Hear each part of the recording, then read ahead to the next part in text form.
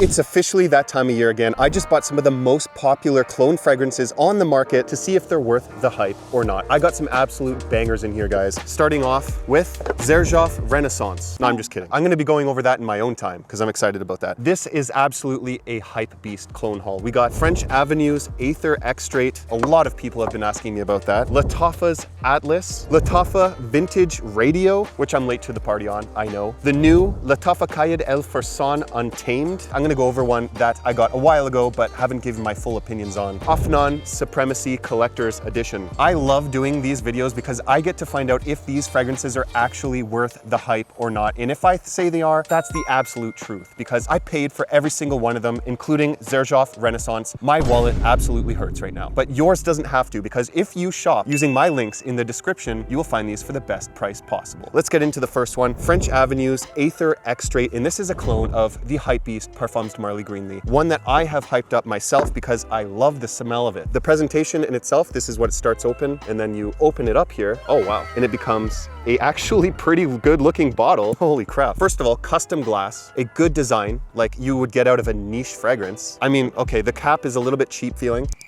like cheap plastic, but I'm hoping that this is close because I've been looking for a good affordable alternative to tell you guys about. Oh, what? Pressure sensitive atomizer? Are you kidding me?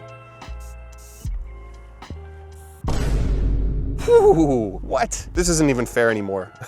It's too close. It's really close. It's like, on tester at least, it's like completely spot on. This is crazy. One thing I'm gonna say before I continue this video, in the last 2 years, clone companies have been absolutely stepping their game up. It's not even fair anymore. Like some of them will outcompete complete designer fragrances, come in at $40 versus like $300. It's insane. And I gotta say, on paper, this is already a one-to-one. Let's try it on hand though.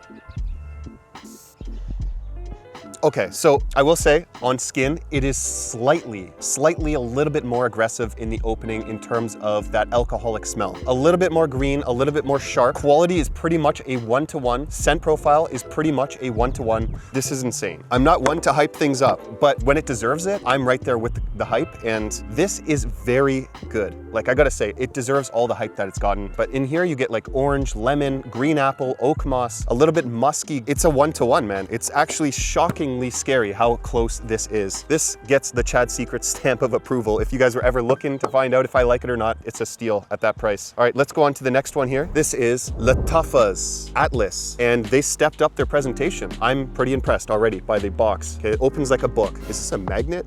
Closed? Yeah. Oh, see what I say when I'm mentioning that they're stepping up their game with every new release? This is crazy. Like the presentation of this looks like something you would get out of a niche fragrance. Look at this. What the heck? This is like a ceramic rock of a cap, super heavy. The glass in itself, custom mold. One thing I'll say about these clone companies is they see what people like when it comes to fragrances, and people do care about presentation and atomizers. Let's see.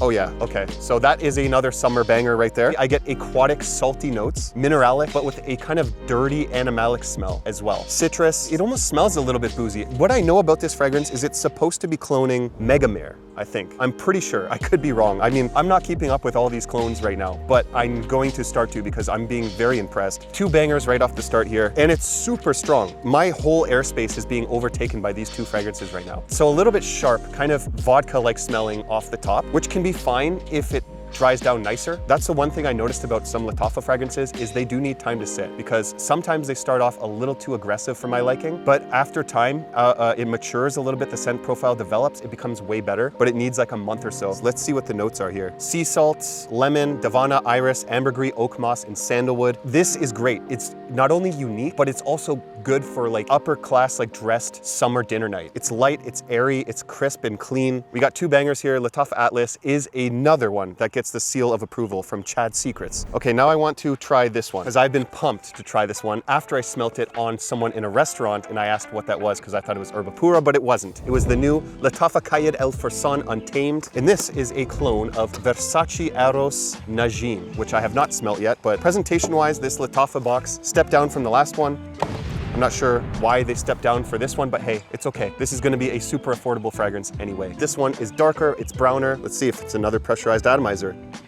No. This is just a basic atomizer, which is fine. Gourmand, a little citrus on the top, almost like a caramel chocolatey smell. Very dark and dense and seductive smelling, almost like a date night fragrance like you would expect. Not what I would expect a Versace Eros fragrance to smell like. This is quite nice. I know this Eros Najim does not get good love from everyone, but if Najim smells like this, I don't know why it's getting any hate, because it actually smells really nice. And I know for a fact that this is going to be at an affordable price. The bottle in itself kind of looks like a hybrid between Bleu de Chanel and Dior Sauvage. Magnetic cap, if that means anything to you. Magnet is stronger.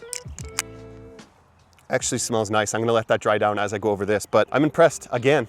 Okay. 3 for 3. We're bound to find something in here we don't like. The next one is Lattafa's Vintage Radio, another Latafa fragrance that a lot of people have been asking my opinion on, and I'm sorry I haven't been able to give it to you until now. And this opens up, oh, okay, kind of like an ammo can. That's kind of cool. I don't think is that cool. I mean, it does feel quality in hand, but I just think it looks really weird. Like, why just have a picture of a vintage radio on there? I think that's a little strange. By the way, I think that this is a clone of Initio's Paragon. You know, honestly, this is a fun thing about fragrances, is not only finding fragrances that you like, but also being able, for me at least, to find fragrances that I can recommend to other people. I don't know how many times I have blind bought thousands of dollars worth of fragrances and didn't like 60% of them, and then I'm out of pocket. I like finding good fragrances that I can recommend to people, and I love the fact that people trust in my opinions. So thank you guys. Let's try Vintage Radio by Latafa now. Atomizer, just okay. Whoa. What the heck? Okay, in air, this is like sugary sweetness, like kind of fruity as well, like almost banana-like. This is strange to say, but when I was a kid, there was like these banana-shaped candies in a vending machine. This is like fruity pear or something, fruity pear banana combo. I promise to you guys, I'm not trying to hype up anything in this video, but everything so far has been absolutely worth any hype or deserved recommendations that anyone else has given it. Now I'm curious to see what the notes are. Plum, bergamot, lavender, sage, sandalwood, and oud. This is a jammy type of fruity sweet oud though. It almost smells like kind of a bowl of other fruits, but like sugared from the oud, I guess. I'm going straight on skin. Man, this is a banger. What the heck, man? Thank you guys for recommending me these. Like, dude, I've been missing out. This is an absolute stunner. I would say perfect for a special occasion or anytime that you want to elevate your scent profile to smell better than 90% of other people wearing colognes, because this smells unique. What can I say? 4 for 4. I honestly am shocked. I think of all the series of videos where I've done blind unboxings of clone fragrances, this is like whatever, part 3 or 4 now. This is by far the best haul I've had so far. Absolute stunners, every single one of these, and they deserve every hype any person has ever given them. But we gotta move on. So Afnan Supremacy Collector's Edition, presentation-wise, look at that. It's impressive, I gotta say. This is kind of a twist, I would say. It's not an accurate representation of, but it's kind of Creed Aventus Absolute style of fragrance, meaning you get the fruity aspects of Creed Aventus, the kind of muskiness that you would get out of Creed's Aventus Absolute, but this one is a touch more heavy on oak moss. It's a little bit greener, it's a little sharper, but it maintains the freshness of Absolute, which a lot of people like. Now, this is quite strong, I gotta say. So strong that I would truly believe people would go anosmic to it, like to the point that they think it's weak. I don't doubt that at all. So if you think this fragrance is weak, that could also be the problem, so consider that when you try this fragrance. Let me just read off some of the notes for you guys here. Pineapple, bergamot, apple, which contributes to the fruitiness, orange blossom, amber, oak moss. So yeah, that's basically what you're getting. Quality for the price, insane. Performance for the price, very, very good. Not beast mode, but very, very strong. Fruity, clean, sweet, professional, musky. Honestly, you can't go wrong with this one. And if you were wondering if it's worth the hype or not, I'd say yes. I think everything in this video is worth the hype. Now, honestly, guys, let's have a one-to-one here. Look, you guys know I'm not the type of guy to hype up fragrances. I've never been that guy. You're not that guy, pal. Trust me. You're not that guy. When I find fragrances that are worth the hype, I just get happy. When you do this long enough, you will find hundreds, if not thousands of dollars that you just wasted on fragrances that you're never gonna wear, you're never gonna recommend to people, you're never going to enjoy, and then you just feel like an idiot. Like, why did I just do that? But a day like this just makes me happy because I found cheap, affordable fragrances that I can present to you guys, and you know, that is what this is all about. So guys, let me know in the comments below what fragrance I covered here you'd want to see a full review of. Some of these I'm going to go in depth with anyways, but I want to know which ones you guys want to hear from first, because I will make sure to give them an honest and complete in-depth review. You know, based on first impressions, sometimes I like a fragrance, and then when I do a review of it, I don't like it as much, and then sometimes vice versa. I don't like a fragrance at first, but then when I try it again, I end up liking it. So let me know which ones I should cover first. Thank you so much, by the way, for 75,000 subscribers. I love each and every one of you, and if you want to see the previous part to this video, I highly recommend you check right here because, you know, there's some hits and misses in there as well from hyped fragrances. So it's not all bangers, guys. There are some losses. Thank you so much for watching, guys. I love you, and I'll see you over there.